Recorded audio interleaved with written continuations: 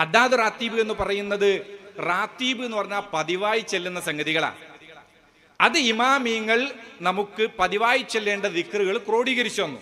ഒരു ദിവസം നമ്മൾ ചൊല്ലേണ്ട വളരെ പ്രധാനപ്പെട്ട ദിക്റുകൾ. അത് ക്രോഡീകരിക്കുന്നത് എന്തിനാണ്? നമ്മളെപ്പോലുള്ള സാധുക്കളായ ഒരുപാട് മുഅ്മിനീങ്ങളുണ്ട്.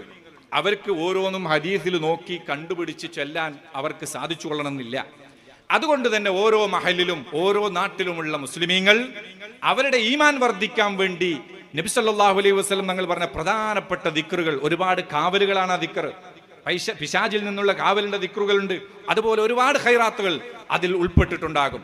അത്തരം ദിക്റുകൾ നിങ്ങൾ ചൊല്ലണം. അതിന് നമുക്ക് ഇമാമിയങ്ങൾ ചെയ്തു തന്ന ഒരു വലിയ ഉപകാരമാണ് അത്തരം ഹദീസുകളിൽ നിന്ന് ക്രോഡീകരിച്ച ദിക്റുകൾ. അത് പതിവായി ചെല്ലണം എന്നതുകൊണ്ട് റാത്തീബ് എന്ന് പറയുന്നു. അത് അബ്ദുല്ലാഹിൽ ഹദ്ദാദ് റളിയല്ലാഹു അൻഹു ക്രോഡീകരിച്ചതായതുകൊണ്ട് ഹദ്ദാദ് റാത്തീബ് എന്ന് പറയുന്നു. ഇത് ഞാൻ ഇങ്ങനെ പറയാൻ കാരണം, ചില ആളുകൾ നമ്മുടെ സഹോദരിമാരെയും അല്ലെങ്കിൽ നമ്മുടെ ചെറുപ്പക്കാരെ ഒക്കെ വഹാബികൾ പറഞ്ഞു പറ്റിക്കുന്ന ഒരു ആശയമുണ്ട്. ഹദ്ദാദ് റാത്തീബ് റസൂലുള്ളാഹിന്റെ കാലത്തുണ്ടോ എന്ന് ചോദിക്കും. ഹദ്ദാദ് റാത്തീബ് റസൂലുള്ളാഹിന്റെ കാലത്തുണ്ടോ? അബൂബക്കർ സിദ്ദീഖ് റളിയല്ലാഹു അൻഹു ഏത് ഹദ്ദാദ് റാത്തീബാ ഉപയോഗിച്ചത്? ഇങ്ങനെയൊക്കെ ചോദ്യങ്ങൾ അയച്ചു കൊടുക്കും. ഈ ചോദ്യം മഹാസഫായത്താണ്, പോയത്തമാണ്. കാരണം ഈ ദിക്റുകളൊക്കെ ഹദീസിലുള്ളതാ. നബി സല്ലല്ലാഹു അലൈഹി വസല്ലം പഠിപ്പിച്ച ദിക്റാണ്.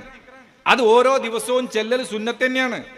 അത് ഒരു പുസ്തകത്തിലേക്ക്, ഒരു ചെറിയ ഏടിലേക്ക് ക്രോഡീകരിക്കപ്പെടുമ്പോൾ അതെങ്ങനെയാണ് ബിദ്അത്താകുന്നത്? അതെങ്ങനെയാണ് ലലാലത്താകുന്നത്?